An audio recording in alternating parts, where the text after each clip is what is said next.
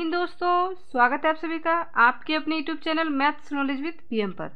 दोस्तों, आज की इस वीडियो में हम लोग क्लास 10th का प्रतिस्थापन विधि से समीकरण को हल करना सीखने वाले हैं। तो दोस्तों, बहुत ही सिंपल तरीका होता है प्रतिस्थापन विधि को हल करना।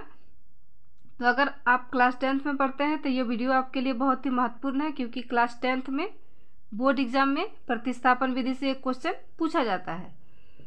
तो दोस्तों, इम्पोर्टेंट क्वेश्चन है, जरूर देखिएगा। ठीक है, तो देखिए, जैसा कि मेरा समीकरण दिया हुआ है, ठीक है, s minus T equal to 3 और s/3 plus t/2 equal to 6।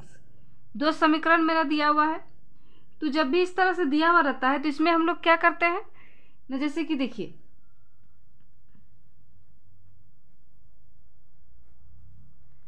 जैसे कि मेरा पहला दिया है s minus T equal to 3, तो इसको हम लोग समीकरण 1 मान लेंगे, समीकरण 1 मान लेंगे। ठीक है, उसके बाद जैसे कि मेरा दिया है s/3 plus t/2 equal to 6, तो जैसे कि देखिए ये मेरा बट्टा में दिया है। ठीक है, तो इसको हम थोड़ा ठीक से कर लेंगे। ठीक है, ये जैसे कि बट्टा में दिया है तो इसको हम लोग, जैसे कि देखिए s/3, तो इसको हम लिखेंगे s/3 plus t/2 equal to 6। इसको हम थोड़ा सजा के लिखते हैं। तो सजा के हम इसको कैसे लिखेंगे ना, देखिए, इसको हम क्या करेंगे, जैसे कि क्रॉस गुना करेंगे। ठीक है, 2 को हम s से करेंगे तो हो जाएगा यहाँ पे 2s, यहाँ प्लस है तो प्लस हो जाएगा।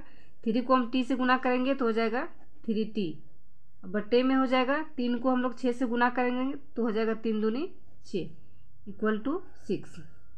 ठीक है, अब देखिए, अब हम लोग इसमें क्या करेंगे ना, जैसे कि देखिए ये जो बट्टे में 6 है और यहाँ पे जैसे कि बराबर के इस तरफ मेरा क्या है 6 है, तो इसका यहाँ बट्टे में कोई संख्या नहीं, यानी कि वहाँ यहाँ पे 1 हो जाएगा। ठीक है, तो देखिए यहाँ पे हम लोग लिखेंगे 2s प्लस 3t। इसका बट्टे में जो 1 है, ये 1 को हम लोग इससे गुना करेंगे, तो 1 को हम लोग कोई भी संख्या से गुना करते हैं तो वही होता है। ठीक है, यानी कि 2s का 2s ही होगा प्लस 3t का 3t ही होगा, बराबर ये जो बट्टे में 6 है ये मेरा बराबर के इस तरफ आएगा तो गुना में हो जाएगा, यानी कि 6 × 6। अब देखिए, अब हम लोग क्या करेंगे, 2s plus 3t equal to 6 को 6 से गुना करेंगे तो 6 छक्के 36। अब हम लोग इसको हम लोग समीकरण 2 मान लेंगे। समीकरण 1 और 2 को हल करके अब हम लोग क्या करेंगे, नहीं, यहाँ पे s और t दिया है तो s और t का मान को हम लोग निकालेंगे। तो देखिए, आप किसी भी समीकरण को हल करके निकाल सकते हैं, या तो आप समीकरण 2 को भी हल कर सकते हैं या फिर समीकरण 1 को भी हल कर सकते हैं। ठीक है, समीकरण 1 को भी हल करने से निकल जाएगा, समीकरण 2 को भी हल करने से निकल जाएगा। तो हम लोग समीकरण 1 से हल करते हैं। तो जैसे कि यहाँ समीकरण 1 में मेरा दिया है, एक बार इसको हम लोग लिख लेते हैं। समीकरण 1 से, समीकरण 1 मेरा क्या दिया है ना, समीकरण 1 दिया है s minus T equal to 3, s minus T equal to 3।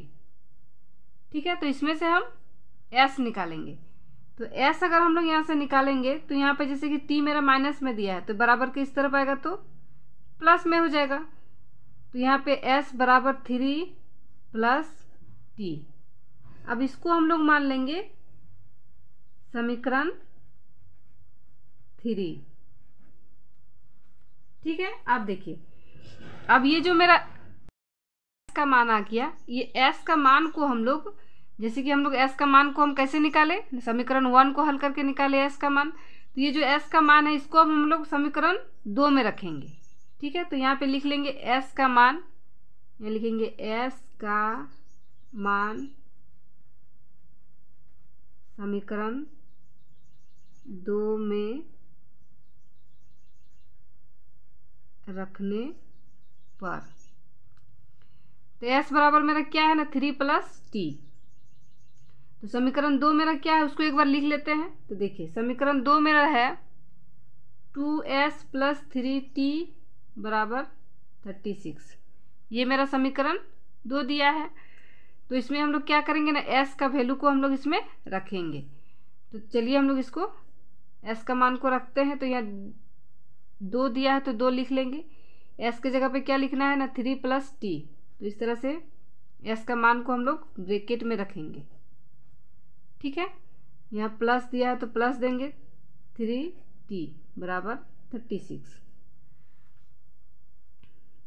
अब इसको हम लोग हल करेंगे तो देखिए, ब्रैकेट का अंदर वाली संख्या से ब्रैकेट का बाहर वाली संख्या को हम लोग गुना करते हैं। ठीक है, तो 2 से 3 को गुना करेंगे तो 2 तिया 6 हो जाएगा, प्लस है तो प्लस देंगे। 2 से t को गुना करेंगे तो हो जाएगा 2t + 3t = 36। अब 6 का 6 लिखेंगे, प्लस 2t + 3t हो जाएगा 5t = 36। अब देखिए 6 को हम लोग बराबर के इस तरफ ले आएंगे तो माइनस में हो जाएगा, क्योंकि ये प्लस में है। तो यहाँ लिखेंगे 5t = 36 - 6। तो यहाँ हो जाएगा 5t = 36 में हम लोग 6 घटा देंगे तो यहाँ हो जाएगा 30। अब यहाँ हम लोग चूँकि t बराबर हो जाएगा 30, यहाँ t के साथ 5 गुना में है तो बराबर के इधर आएगा तो भाग में हो जाएगा। अब देखिए, अब यहाँ 5 से 30 कट जाएगा तो इसको हम लोग काट लेंगे। 5 एकम 5, 5 छंग 30। ठीक है, तो यहाँ t बराबर आ गया 6/1। तो 1 से हम लोग 6 को भाग लगाएंगे तो 6 ही होगा। 1 से कोई भी संख्या को भाग लगाते हैं तो वही होता है। तो t बराबर आ गया, चूँकि t बराबर हो गया 6। ठीक है, अब ये जो मेरा t का मान आ गया, ये t का मान को हम लोग समीकरण 3 में रखेंगे।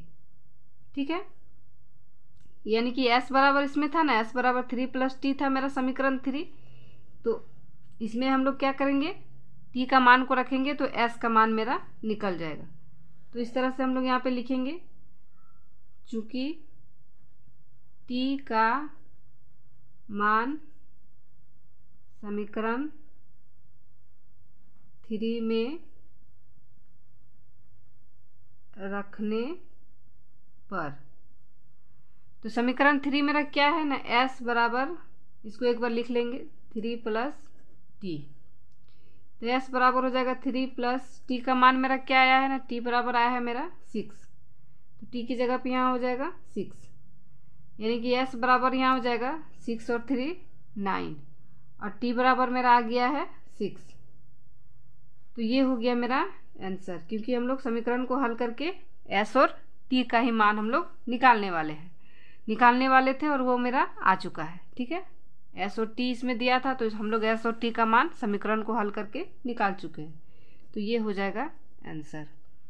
तो आई होप कि आप प्रतिस्थापन विधि से समीकरण को हल करके मान निकालना सीख गए होंगे। तो अगर ये वीडियो आपको पसंद आया है तो हमारे चैनल को सब्सक्राइब कीजिएगा, वीडियो को लाइक कीजिएगा और अपने दोस्तों के साथ शेयर कीजिएगा। Thank you.